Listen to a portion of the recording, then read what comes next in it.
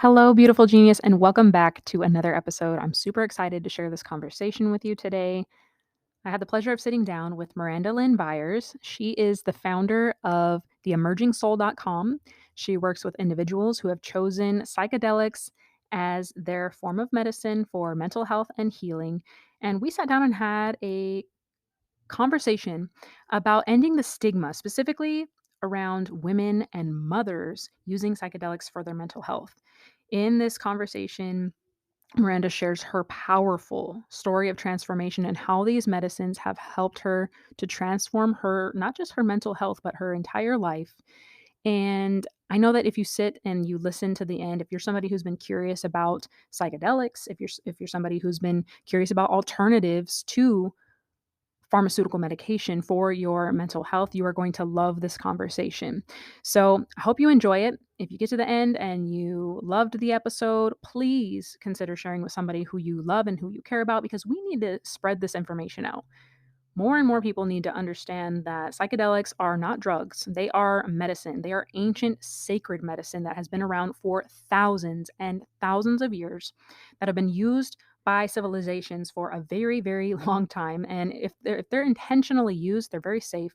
So we need to spread this information. We need to bring awareness and we need to open the minds and the hearts of people because people, not just in our country of the United States, but across the world, they need these substances right now more than ever before. We have suicide rates that are at an all-time high. We have depression is at an all-time high. We have all different so many different mental health issues that are just going, the numbers are crazy, right? You already know this. But we need to get this information out, and we do it step by step, one person at a time, by sharing and informing people about the truth about them, right? So I hope you enjoy the episode.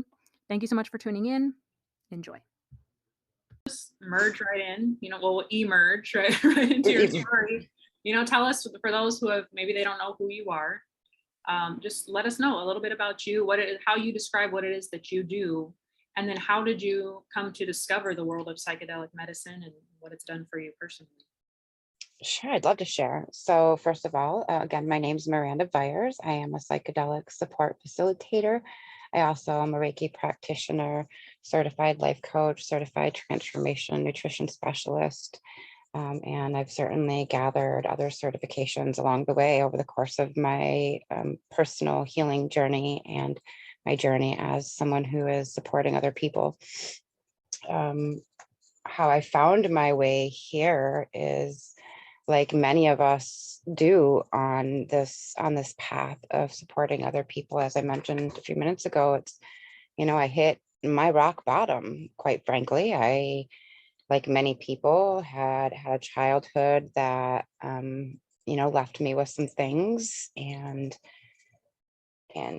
no blame on anybody there by all means. The reality of it is, when we're kids, we don't realize we're watching our parents grow up, and sometimes that has implications. And the friends that we choose have implications, and I certainly did not value myself in ways that may have benefited me in the moment. So I did find myself attached to some unhealthy friendships and looking for love really in all the wrong places. And that, of course, left trauma of its own, and didn't really leave me with very good emotional intelligence and coping skills with relationships and things like that. um, I had my first son. I met my husband he's older than I am. I was 16 when we met. And it was really kind of an on again, off again thing. And we had our first child shortly after I turned 22. I definitely dealt with postpartum depression after that, and played with what they referred to at that point as happy pills, right? They never quite made me happy. So I never really stuck with them, for a real long time. I'd get frustrated with the game of trying to find the right one. And, then we tried having another child, and it took us 5 years, really about 5 years before we did have. We had about 5 years of infertility, I should say, of fertility issues, and that created a lot of dis-ease in every aspect of my life. Literally every aspect of my life was impacted by me trying to do what I seen as one of the most simple things a human can do, and just reproduce, right? And so that left a lot of dis-ease. And at this point, my body was holding all of this emotional and mental dis-ease, and it was very much manifesting into physical dis-ease, which was a undiagnosed back pain. I started in my early 20s, and late 30s, I was diagnosed with ankylosing spondylitis, which is an autoimmune disease that attacks like the spine and small joints, ribs, and things like that, sometimes organs. Um, but where all this left me was, really depending on Western medicine. And I finally did have a second child, and things were good for a minute. And then postpartum depression kicked in, and I fostered my nephew for 6 months, and that did not support my mental wellness. Although I'm so grateful that I was able to support in that way. We had decided that two kids was enough. That once my nephew went home, we were done. But we would not have any more children. And the day after my nephew went home, I found out I was pregnant with number three, which left me in some interesting spaces, right? And I now understand that number three is my spirit guide manifest into physical form, because I was not getting the idea any other way. So this child is literally a spirit guide walking hand in hand with me. Yeah, postpartum depression really kicked in there. Pharmaceuticals started adding up to just kind of move forward a little bit quicker here. I found myself on 6 different pharmaceuticals. I was on a high dose of Norco for pain. I was on muscle relaxers, Motrin for inflammation. I was on antidepressants. I was on Xanax, and I was on 90 to 120 milligrams of Adderall a day. And this was the concoction that my doctor had given me. I'm taking everything as prescribed. I was a fucking nutcase, excuse my language. But these substances, knowing what I know now, I should have never been on all of them. But how they were impacting me was really creating this energetic rage in my solar plexus and in my heart and my throat. And the only way I knew how to release any of that pressure, now mind you, I knew nothing really about chakras at this point. I just knew there was a pressure and that needed to be relieved, and that was through rage. And so I was verbally and emotionally abusing the people that I love the most, which are my 3 boys and my husband. And I was not okay with that. And yeah, there was a part of me very aware and very much witnessing it. I had also done everything that we were taught to do. I went to the doctor, I took the pills, I went to the counselors, listened to their bullshit that had nothing to do with what I really needed support with. And I didn't know what else to do at that point. There was no guidance there otherwise. So at that, I'm pretty versed in psychology. I always have been. I knew the trauma that I was inflicting on my kids, and I knew that I did not want to continue that. So I came to the point where I had 2 choices in my mind. One choice was to continue on as we were and to hope they forgave me someday, or that I could find my way out of it. Or I could remove myself from this planet and remove myself from their lives. And sure, they would deal with the trauma of losing me, and the abuse would end. I just want to take a pause here and recognize that when I say that I was verbally and emotionally abusing my children, please know my children also knew that they were very loved. It wasn't 100% like that. But it was enough like that I was not okay with it. My kids were seeing me in ways that I was not comfortable with, and they were hearing things come out of my mouth that I was not comfortable with. They did very much know they were loved, though, and that I was trying.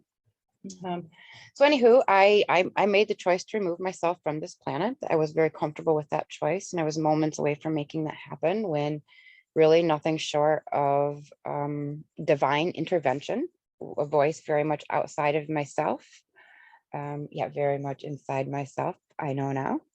Really just kind of started questioning me things like, who was I without pharmaceuticals? When was the last time I had been, pharmaceutical free? Who was that person? What was my brain like without all of these things that were impacting me?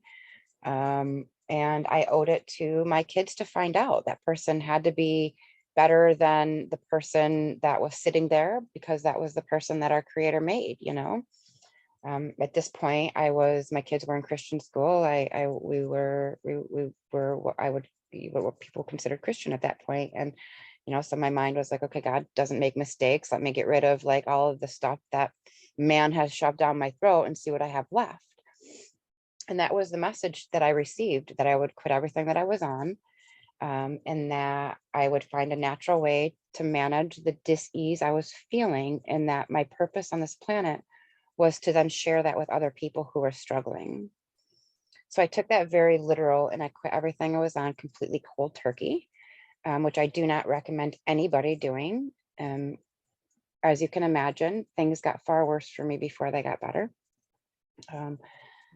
But I was on this path by myself. I was kind of on my own. And so I began the journey of natural healing. And that began with mindful self-compassion, because I needed to find the grace for myself to be able to find forgiveness, to move forward, and even have that drive to want to try, right? Because I was very much drenched in guilt and shame for so many things at that point. And so I began with mindful self-compassion. And that also taught me how to breathe correctly. And that makes a big difference, it turns out. I learned things like EFT tapping, and I was doing a program called NeuroCore, which was like brain training for ADHD. It's like biofeedback for the brain. And still was searching finally. And so all of this happened in April of 2016. And at that point, my journey began in April of 2016. And at that point, I gave myself 1 year to try to find my way out. And so in August of that year, I found a 12-week nutrition program, which also included a personal trainer once a week for the 12 weeks. About 2.5 weeks into that program, I wanted to live for the first time, and I don't know how long. And I was so amazed that I could feel that way. And then I was so pissed off that nobody ever stopped to ask me what I was eating. And so once I realized the massive shift that what we put in and on our body can make, I finished out the program, and that's where I joined the Institute of Transformational Nutrition, which was a year-long program to learn to become certified in transformational nutrition. And that really dives into not only the science of nutrition, but the psychology and the spirituality of nutrition. Because the reality of it is we all know what to eat to be healthy. It's just, why aren't we doing it? That's the magic ticket to get to right there. Although nutrition made a huge impact on how I felt, and I finally wanted to live for myself, not only my children and my family, I had this drive. The cloud of depression was still very much there. And I very much knew that this was not the thing I was looking for. And I don't know how to describe it other than saying I knew there was a thing I was looking for. There was something I was looking for. So November of that year, a friend of mine had an experience with DMT and asked me to do some research for her. And that's the first time I had ever even heard of DMT. In my research, I came across the word ayahuasca. And the second I read the word ayahuasca, I knew that's exactly what I was looking for. I had an entire body response, and I knew that was it. I didn't know at this point, I didn't know there were retreat centers. I didn't know that how you ingested it. I didn't know any of it. I just knew that that's what I needed. So I utilized the beautiful hyper focus symptom of ADHD that I am blessed with. And I spent the next few months hyper focusing 4 to 6 hours, 4 to 8 hours a day on different podcasts, webinars, the studies that were being done, any books I could get my hands on, documentaries. I started vetting different centers in South America and people who had been to those centers. And finally, I found a center, Eagle Condor Alliance in Medellin, Colombia, excuse me, where I knew that I would be safe. and I was very comfortable with their process. And I found myself on my first Yahe retreat in April of 2017, which was exactly 1 year after I had made the decision to give myself a year to try to find my way out. So for me, in my mind, this very much was, this works or I'm checking out, right? Because although I was making improvements and although I did feel better, that rage was still there, far less, but it was still there. And it was still impacting the way that I was showing up for my children. And um, so yeah, I went on this retreat. It was a 10-day retreat. We had 3 ceremonies of Yahe, which is Colombian ayahuasca, and 2 ceremonies of Wachuma, which is a mescaline-based cactus.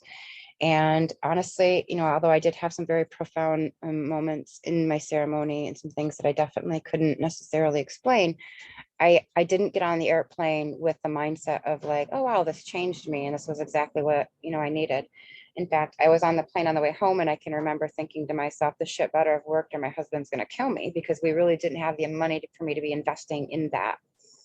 And so it really didn't take me long to recognize, though, of being home, that things had changed, that the rage was very much cooled, and that the cloud of depression was very much dissipated. And I can honestly say that that cloud for me has never been back. My work with these medicines has continued. So would the cloud have come back if I didn't continue the work? I don't know, but I do know that I much prefer to continue my work um, with these substances on a periodic occasion versus taking a daily pharmaceutical that is ultimately meant to blunt my emotional experience and just allow me to move through.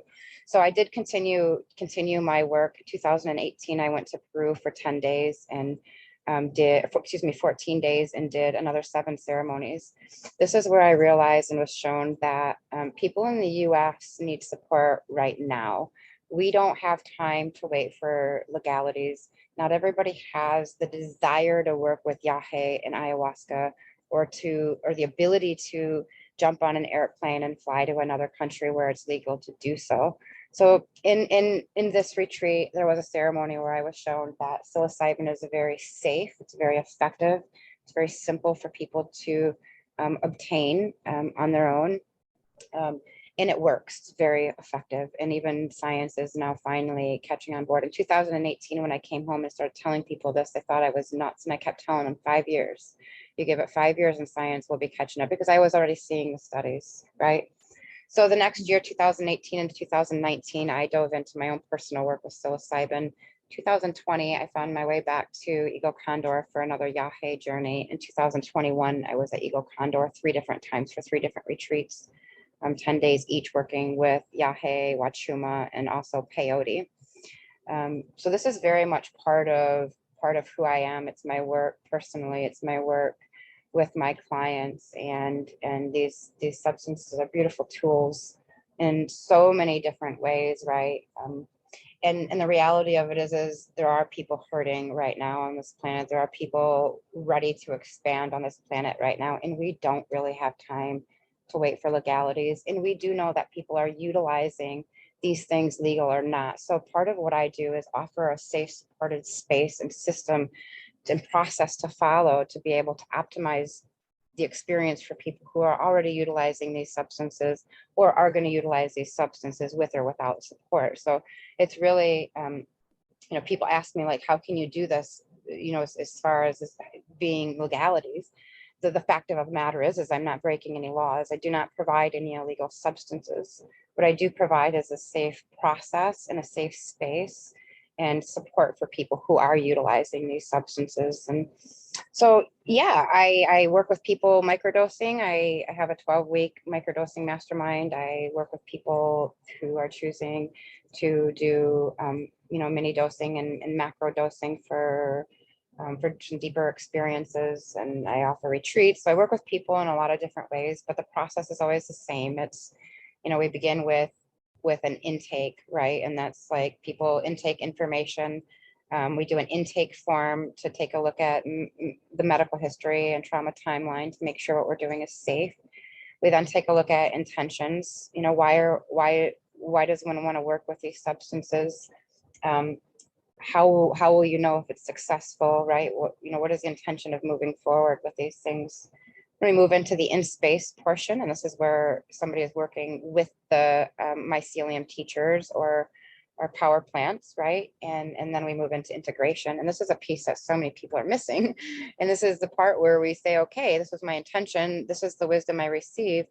Now, how am I going to create, how am I going to create my life moving forward?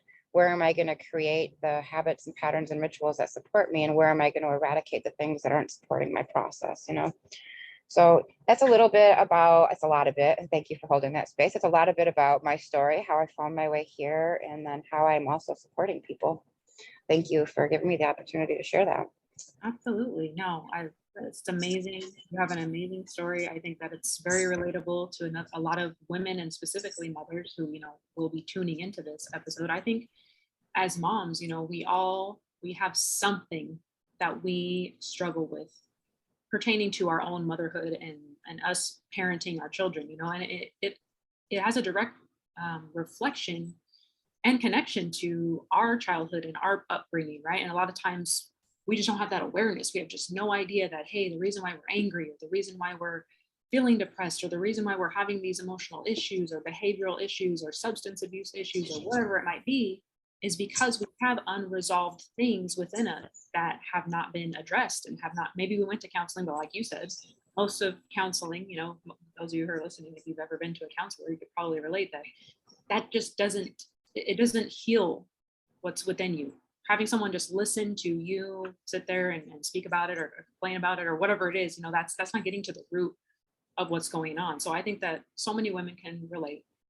I agree with you that in what you said that, we don't have time. How long is it going to take for, there's been cities across the US, maybe a handful of them who are decriminalizing psilocybin, but we don't have time to just, okay, well, let's just wait for more cities and let's wait for maybe hopefully it moves along as fast as or faster than cannabis did because of what's happening with cannabis. Or I agree with that. I agree that there's way too many women who are, number one, taking their lives, like thank God you did not, right? And maybe we can stop some women who might hear this, and hear that there are other options.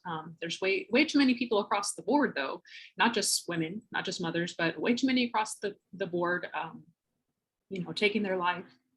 I get emotional talking about that subject because I've had not direct family members, but I've had loved ones of family members who have taken their life. And hold on just a second. I didn't know it's start talking about this, but me personally, I was raised by a mom who she abused the wrong kind of substances, and she was just searching for that healing her whole life, And I wish that this information was here to have been presented to her because she passed when I was 17 from complications from her whole life. She had me when she was 38, so she already had a whole life of partying and doing drugs and alcohol and just living that whole life all up until that point. And then the pharmaceuticals came in and she got addicted to all of that. So just all of it mixed together came into just a horrible end for her, right? But I look back and I'm like, if she would have had this information, where she could be here seeing her grandchildren. You know what I mean? She could be here experiencing life with me. So I feel like it's part of my mission to bring an awareness to those who need it so that we can prevent this. We can prevent people from taking their own lives. We can prevent people from losing their wives, their husbands, their brothers, their sisters, their best friends by simply embracing nature, something that's so beautiful, so natural to the earth. And it's been put here for us to have a relationship with it. And it's so stupid, so ridiculous, right? That it's been demonized, that it's been put in this box. And I'm sure there's many different theories. I've got my own. I won't go into it on this specific episode on like why I believe that it's been criminalized and why it's been made illegal. There's lots of different theories and lots of different truth behind that, right? We each probably have our own, but it's just ridiculous, right? Mushrooms are growing outside right now, wherever you're at. They're probably growing somewhere near you, right? And the fact that it's illegal to take it, it's illegal to use it, a natural thing that can totally revolutionize and help you to transform your life, right? Because The substances in and of themselves are not going to change you, but they're going to take you to that place and lead you to that place within yourself to where you can do the healing that's necessary, right? That's my little rant on on giving you some feedback on you sharing your story. But so what are some of the most common issues and benefits? Like, who of the people that come to you, what are some of the things that they struggle with that you see the most, and what are some of the benefits that you've seen? Are there any specific, you don't have to say names of course, but are there any specific cases that you've seen maybe recently where people have experienced transformation, or maybe people have experienced things similar to what you've experienced? Yeah, definitely. I've had some clients with some pretty massive transformations, and the amount of transformation that one gets really is dependent on a few things, of course. Somebody going into it with the right intentions. When I say right, that's a relative term, with intentions that are in their best interest. And are they, what kind of integration support are they doing? I have certainly had clients who have come to me and, you know, come to find in the back of their mind, they feel that these substances are going to do the work for them, and that's not the case, right? So it's important to point out the people that are having transformation are the people that are showing up for themselves and showing up for the substances with the substances. The substance opens the door. The person needs to walk through and do the work, right? So those people that are doing the work and are recognizing the process, some of the biggest transformations I've seen, one in particular is I had a client who came to me for one particular reason. She knew and she knew that she had an issue with alcohol, but that was not the reason she came to me. And she made very clear that's not what she was looking to make changes in. Not only has this beautiful soul made massive shifts in really aligning with her authenticity and creating and maintaining boundaries in her life, which was what she ultimately came to me for, and recognizing her self-worth. She's really sitting in that. But she's also quit drinking, and not from a place of being angry with herself about alcohol, but just recognizing that sure, alcohol served its purpose in her life and it doesn't anymore. And it's time to move on from that. So that was a big shift. Some of the other massive shifts are, really, this one's kind of goes around the board with most people, being more present in life. I've got moms who are coming to me and saying, I am actually enjoying the time I'm spending with my children, right? And I mean, like, to some people, that's like, well, gosh, you mean you don't enjoy the time with your kids? No, let's be realistic. Sometimes as parents, we're not fucking enjoying the time that we're spending with our kids because we're too busy thinking about the past. We're too busy thinking about the future. We're too busy thinking about all the mistakes we've made, and we've not grounded in that present moment to be able to enjoy that time with our child. So these substances really help people ground in the present moment. It's not just enjoying time with just our children, it's people in general. It's enjoying nature, it's enjoying time with ourselves. I've had clients who suffered from, seasonal affective disorder, who went through the winter without needing the pharmaceuticals because the microdosing was supporting. That was pretty phenomenal. This person also was dealing with some Lyme symptoms that were eased a bit with microdosing and other things that she was doing. I have Oh, let's see what other transformations. People have more focus, more flow in life. I have a woman who chose to leave an abusive relationship. So it's like, when we recognize that things are out of alignment in our life, these things, and this can be a pro or a con, depending on how you look on it, right? But these things make it pretty difficult for us to just like turn our head to the things that we don't enjoy or that we aren't in alignment with anymore. So if somebody is in a relationship that they're not in alignment with, maybe more difficult to be able to endure that relationship. Or if you're in a job that you hate, you may be less likely to put up with that job, which can be good because then we're moving into alignment and it cannot be good, because sometimes people can make decisions like, I'm gonna leave this job without like creating a plan on how to do that while maintaining financial safety, right? So yeah, there's migraines. I had a couple people who suffered from migraines, and they reported fewer and less intense migraines over the course of the 12-week protocol. Um, yeah, it was really just, there's so many different benefits and transformations that can come out of this. I definitely have clients who have come off from their antidepressant medications, or are working on coming off from their antidepressant medications, and other clients who have been able to avoid getting on antidepressants, and there's nothing wrong with antidepressants, and they can be supportive. But when we look at how antidepressants work on the 5-HT1A receptor versus how psychedelics work on the 5-HT2A receptors, and there's a little bit of a difference. One of those, the 1A receptor, when that's stimulated by an SSRI, that's creating like the ability for us to like grin and bear it and to endure things, which is great, right? It's like this like resiliency, I guess, like just push through, and it blunts the emotional impact that things that we don't enjoy have, which can be beneficial in some cases. But how the psychedelics work on the 2A receptor, that's where we're like getting some adaptability, and we're able to look at things from different perspectives. And so now it's like, rather than just grinning and bearing it, we're able to take a look at our situation and say, what can I change to get in a little bit more alignment with who I am, and to create a life that I'm happy with, rather than one that I need to blunt my emotions from.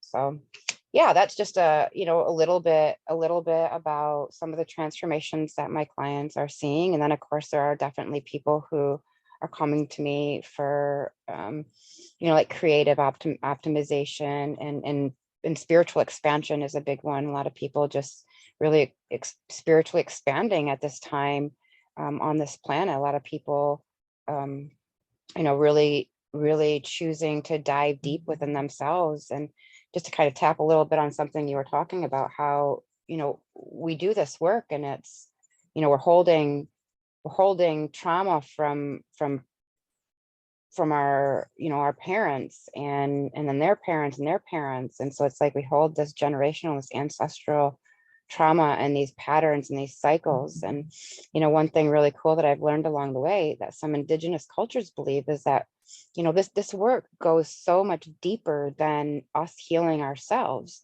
Some cultures believe that when we do this work, being there's no time and space, when you factor in quantum physics and all that, um, we're impacting 7 generations before us, and we're impacting 7 generations after us. So when we do this work, we're ultimately impacting 14 generations of our ancestral line, or our future generations. So this work goes so much deeper than like, okay, let me heal the stuff I've been through in this life. It's, let me heal the stuff that's embedded in my DNA. And because there's no time and space, and the past is happening right now, as I'm doing this work, I'm also healing the past and easing that generational the trauma line, right? And then I'm also creating a little bit of a better life for the future generations for us, and creating different ways, not only with the way that we move forward and love and nurture our own children, but really deeply on a DNA level. So the work is super important when somebody's called to it. I love that you brought that up because I've been learning some things about. I've been learning a lot of things actually about like indigenous cultures and just how normalized it is to use these medicines. But what you said and how I've made sense of it in my own brain is basically like as we're living and as we're experiencing life, it's almost as if we have like a thumb drive and we're collecting all of our experiences, bad and good, on the thumb drive, right? And then as we pass over, we like take that thumb drive and a lot of people, there's theories, and I don't really know if it's actually been in air quotes proven, right? But it that thumb drive is our DNA, and those traumas and those life experiences get stored in the DNA and passed over to our offspring, right? So, like you said, if you want to, for those of you with analytical minds, if you want to picture it that way, it's like literally 7 generations before you, everything that happened to your mother, her mother, her mother, her mother, all the way back, right? All of it was stored and was passed forward to you. And if nobody's done the healing prior to you, if you're the first one stepping up and saying, I'm going to stop this pattern of whatever habitual terrible thing, or terrible is relative, right? But this unhealthy thing that's not serving me, right? If we don't take the step to do that, then guess what? We just pass it forward and it just keeps going for however, who knows how long, right? So that's super powerful. That literally what you're affecting yourself, right? You're doing the work to heal yourself, but then you're also healing those generations, and then also you're healing a part of the collective consciousness as well, because we are all connected. We're all one. We're individualized, but we're also a part of the collective. So we're bringing this knowledge, healing, and awareness to the rest of the world as well. So it's huge. It's very impactful on so many levels. And we can just segue straight into the whole subject. I know I had seen a post of yours, I think it was like a few days ago, right, talking about how it's so stigmatized as a mom to want to look into this. And I think it probably deters a lot of mothers, because they think, oh, that's drugs, or I'm not a drug user, I don't do drugs, so I'm not even going to think about doing mushrooms, and they hear of people doing mushrooms. And I know that was one of the things for me, one of the reasons why I in the past I didn't want to even just consider it, was because I grew up, like I said, with my mom abusing actual drugs. She was on methamphetamines, and my dad was a heroin addict, and just my whole idea of I am not going to go down the same path that my parents did, so I'm not even going to open my mind to think of taking this other substance that people categorize as drugs or as dangerous as drugs, right? So what's your viewpoint for those mothers and women out there that might be curious, but they've just been, holding themselves back from looking into it? And you can share your thoughts on, this not being a Schedule 1 substance, and how do we stop the whole stigmatization and demonization of using these substances and being parents, in your opinion? Yeah. So few different things on that. We'll see where my thoughts go. Your last question, how do we break the stigma? So that's pretty simple. We take a look at the constructs that we're holding, right? Who told us these were dangerous? Why did they tell us that they were dangerous? What dangers did they tell us they held? What benefits did they have by telling us that, right? Once we start looking at why these are Scheduled 1 drugs, and then we start looking at the actual data that is now there. Some of us didn't need the data, but there is science there now supporting it. We see that there's some incongruencies here, right? Because they're telling us these things are Scheduled 1. That means no medicinal purpose and high likelihood of abuse, right? But we know that to be quite the opposite, in particular with psilocybin. We know psilocybin does not have a high likelihood of abuse. We know psilocybin is not addictive, and we know psilocybin most certainly has medicinal uses. But the problem is that until recently, they've not synthesized psilocybin. And when you don't synthesize nature, you can't patent nature. And when you can't patent nature, you can't make billions of dollars on nature. So in the 60s, when this was really like, because there was so much science being done early on. We knew back in the 50s that this was working for depression and alcoholism, among many other things, LSD in particular. And then they also knew that it was creating this like rebellion, right? And this was also a point in time where pharmaceuticals are really starting to push. So when you start putting all of the things together, it makes sense as to why they're Scheduled 1 drugs. So for somebody who is saying, I'm not going to do this because it's illegal, listen, are you going to let somebody let me rephrase that, I guess. How much power are we going to give to other people to tell us how we can and cannot heal our body? If we have the data and we've done all of the research and we're very comfortable with the substance that we're utilizing, right? I invite people to not allow anybody sitting behind a desk to tell you that you cannot utilize that, right? I will invite you to do that safely. And when I say safely, that means safe in your legality, safe in your body, safe in your finances, safe all the way around. These substances are not illegal everywhere. So perhaps finding a place where you can go, depending on what you're doing, right? There's safe ways to go about this if it makes you feel more comfortable. That was, part of the reason why I went to Colombia to utilize yahe. With that being said, I couldn't find yahe or ayahuasca in the States the way that I wanted to do it. For me, I began utilizing LSD at the age of like 14, 15 years old, and at 14. And in hindsight, I looking back to that very first experience, number one, I knew these psychedelics were going to be a massive part of my life. And number two, I knew then that there was something to that as far as what it was doing to our brain. However, what I allowed was the indoctrination of people telling me that utilizing LSD was making my brain bleed and that utilizing this substance was doing all these bad things. So I allowed people to make me feel guilty for utilizing something that I knew was working for me. At that point, at that young of an age, without recognizing, I was microdosing and going to school because I was doing much better in school by microdose. If I took a quarter hit of acid and went to school, it was amazing how much more engaged I was, right? Did I know what I was doing in that moment? No. In hindsight, I knew exactly what I was doing, right? And it makes perfect sense. But I allowed what other people thought about this substance to outweigh what my experience with this substance is. And that's where we go wrong. We take somebody's concept of something and we let it outweigh the experience, right? So for me, it wasn't a big deal for me to step out of doing something illegal. I've never been somebody who's let really anybody tell me what I can and can't do.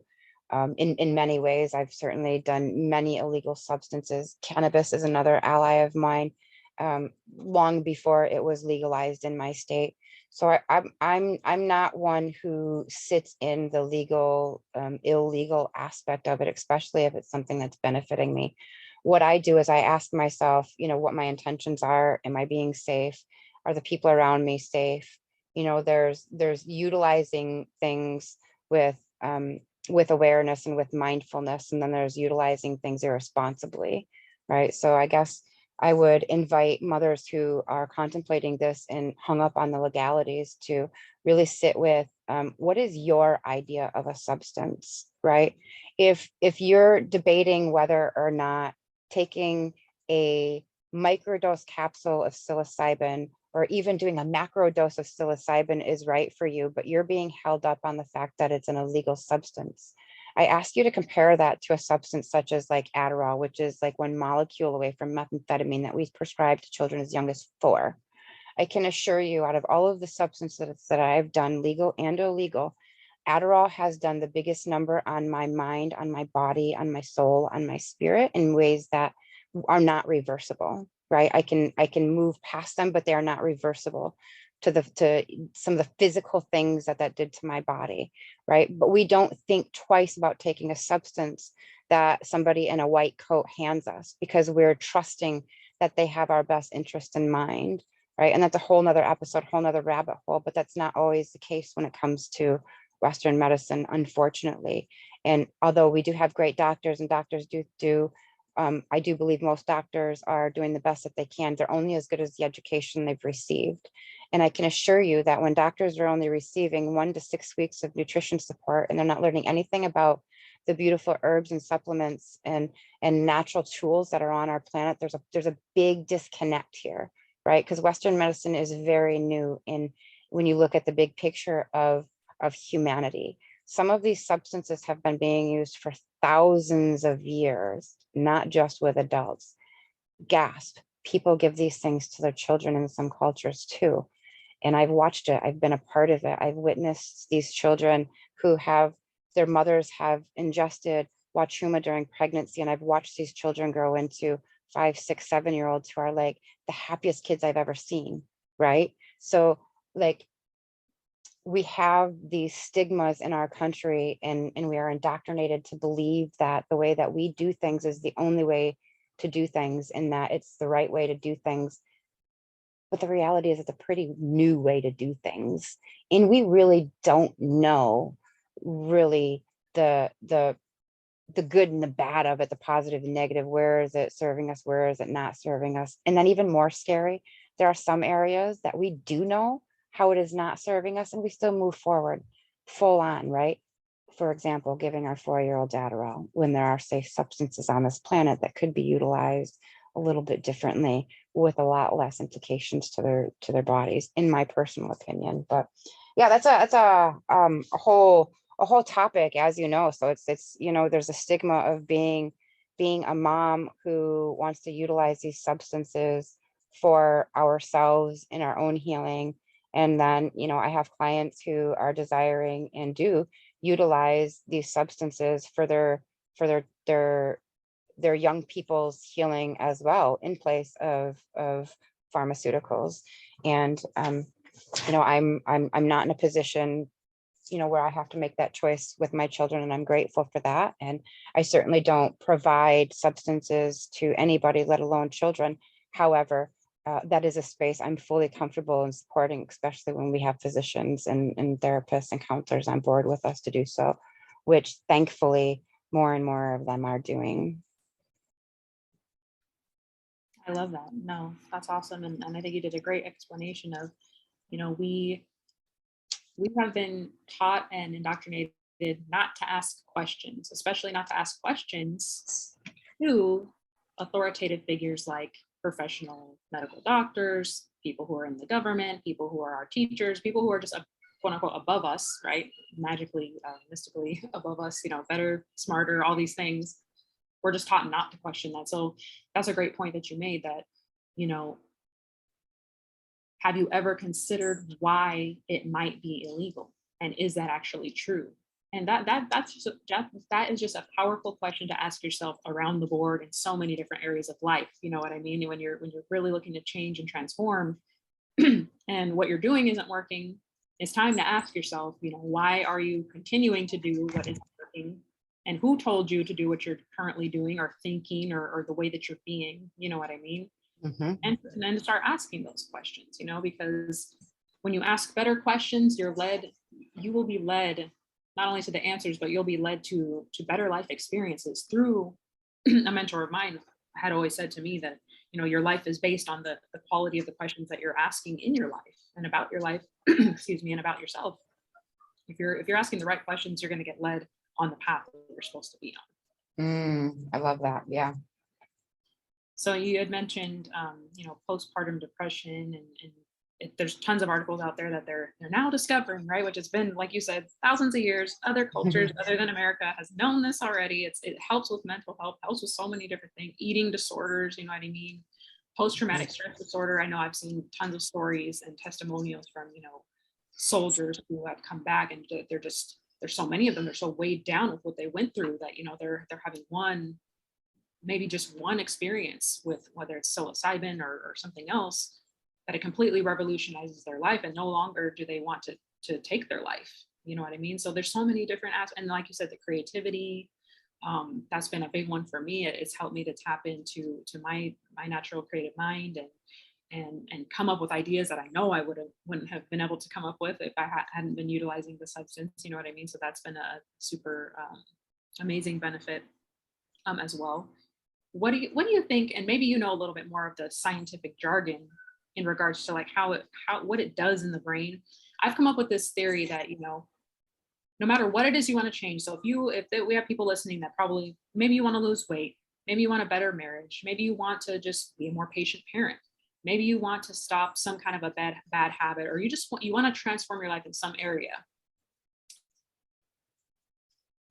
Yeah. How is utilizing, and specifically about microdosing, right? How is microdosing going to help them change? Because my whole theory, I'll turn it over to you. My whole theory is that it helps you learn faster, and it helps you change faster because of the way that it affects the brain, and whether it helps you to create the new neurons faster or sever the old ones that are not helping you. I don't really know how to explain in my own terms, but for me, I know that's been a benefit. Is I feel like I'm learning so much faster. I'm able to let go of what's not serving me so much faster. I'm able to let go of false belief systems from the past that took me years of just like not letting go of. I've just been able to just let it go and move and change. And I feel like there's so much of a benefit to those who want to experience transformation. Yeah, definitely. I can definitely touch on what it's doing to the brain. I mean, by all means, I'm not like a like scientist guru or anything like that. But so the first way that we can talk about is how it impacts the default mode network. So our default mode network is a part of our brain that's really important for a lot of different things, right? Super important for like our brain communicating. It's a part of our brain that we utilize for thinking about the past, for daydreaming. It's a very overactive part of the brain, and research shows that overactive default mode network is correlated with depression, right? Like I said, thinking about past, thinking about the future, daydreaming, overactive, right? Part of what these substances do is they come in and they quiet the default mode network. So while quieting the default mode network, they're also increasing the neural crosstalk. So the part of our brain that, to put it simply, the part of our brain that doesn't normally shut up is quiet, and parts of our brain that are not normally communicating are like, hey, what's up? So now we can take a look at situations, and this is where we get different thoughts, different perspectives, different insights. Well, when we're viewing things from a different perspective and having different insights, we're able to come up with different solutions, right? So that's part of it. And then we want to take a look at psychedelics and how they impact serotonin. So serotonin is one of the most crucial neurotransmitters in the brain. That's like our mood, our memory, learning, like healthy sleep. It supports our social behaviors and like so many other things. So to put it in perspective, out of the roughly 40 million cells in our brain, the majority of those are either directly or indirectly impacted by serotonin. So it's really important. So we know that LSD and psilocybin share a really similar molecular structure to serotonin, and they work on some of the same pathways. So these substances in particular stimulate, as I mentioned before, the serotonin 5-HT2A receptor. This is an important receptor it's concentrated mostly in the prefrontal cortex. We do know that there's some in like the digestive system and throughout the body too, but it's mostly in that prefrontal cortex. And that's the area of our brain that's used for like planning, cognitive behavior, personality expression, decision making. That's where we are like processing information from other parts of the brain, right? So we know a few things happen when that receptor is stimulated. Number one, it produces, there's a production of something called BDNF, or brain derived neurotrophic factor. And this is like, if you think of it like miracle growth for the brain. So we're ultimately repairing and rebuilding like neural pathways and things like that. And then we also have an increase in transmission of a substance called a neurotransmitter called glutamate. And that's responsible for brain functions like cognition and learning and memory. So we don't know exactly the relationship between BDNF and glutamate, but we do know that when there are more of both of them with people like microdosing or dosing in general, it leads to less mental and physical, or like less dis-ease, right? So just to kind of recap how that's a little bit different than, say, an SSRI. The SSRIs, again, work on that 5-HT1A receptor, which is like a booster of resilience, blunts the emotions, helps us tolerate, grin and bear it, where that 5-HT2A is a booster of adaptability. It's like our ability to learn and unlearn things. So this is where like I love supporting people who are trying to like change like their nutrition plans or create or eradicate habits. It's a beautiful thing to do in the microdosing space, because we're impacting that receptor that's making it a little bit easier for us to both learn and unlearn things that we've done over the years. And so this actually decreases the symptoms of depression, and it increases like overall well-being rather than like just emotionally blunting it. You know what I mean? So those are the main ways that dosing really on any level is impacting us on the brain level. And then of course on the other side of that coin is very much the mysticism piece, and there's a whole nother episode on that aspect of it. But for me, when I dove into this work, I was not I was woo, what I would call woo resistant on the woo woo spectrum. I very much went into this looking at the science of the studies that were being done, things like that, and what it was doing, what it was going to do to my brain, and how it was going to support me on more of like a physical level.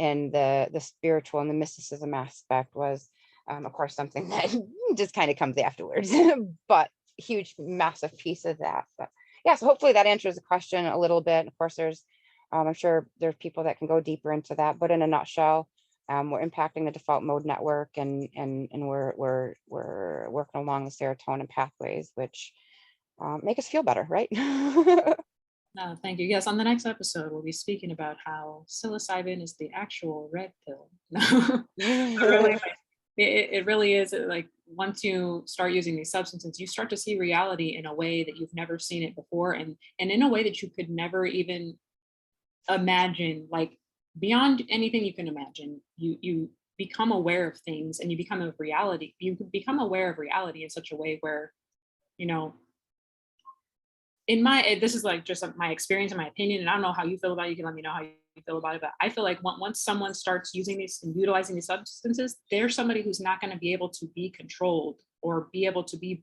brainwashed and mind altered, and just like a sheep, for lack of a better term for it. You know what I mean? Like we're creating sovereignty within ourselves, spiritually, mentally, physically, everything, to where, the structures that have been put in place in our society and in our world, they're no longer going to be able to control those of us who are. And that's probably one of the reasons, why it was put, and they're afraid of it, and they don't want people to be sovereign and independent, and they don't want us bucking the system. They don't want people who are resisting Bingo. big agendas, so, which is I think we've tapped into like 5 different potential episodes for the for the future on this. But yeah, so overall, I mean, it's beautiful, um, life changing, as you've heard here. And anything else that you would summarize, and then I'll go ahead and let the people know, where can they find you, where can they learn more about what it is that you do, how to work with you potentially, and just how to learn more about your specific work.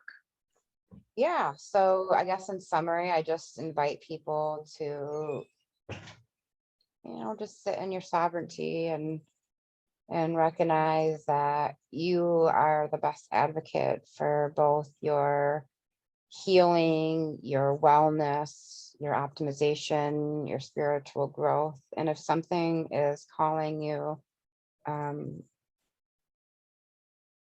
explore that. Explore that. As far as how people can find me and what I'm up to, I do have, I'm not sure when this episode will air, but I do have a 12-week microdosing mastermind. My next group is starting April 24th. We're really going to dive into aligning with our authenticity, aligning and nurturing our energetic body, our chakras in particular, diving into some nutritional support, as well as, of course, working with the mycelium teachers. I also offer personal one-on-one experiences both here in Michigan. I also meet my clients where they're at. I have different retreats, and people can kind of keep up with what I'm offering in my Facebook group, which is Self-Love, Self-Care, and Psychedelics. And then I also have a webpage, theemergingsoul.com. And soon we'll be launching my own podcast called The Psychedelic Mama, and more information will be coming on that. Ooh, I cannot wait. I can't wait to hop on and talk about some more stuff. Yes, I'm looking forward to that, my friend. Well, this has been amazing. Thank you for taking the time to share your story with everyone. Thank you for just opening the eyes of those listeners who have been curious about these things, and keep doing the work that you're doing. I'm going to be there supporting you, rooting you on all the way. And I can't wait to see, what the rest of the year has in store for you and for your clients, and just for all of your growth. Likewise, my friend, thank you so much for the opportunity. And thank you, everybody, for holding space for my personal journey. And much love to you all. Yep. We'll see you in the next episode.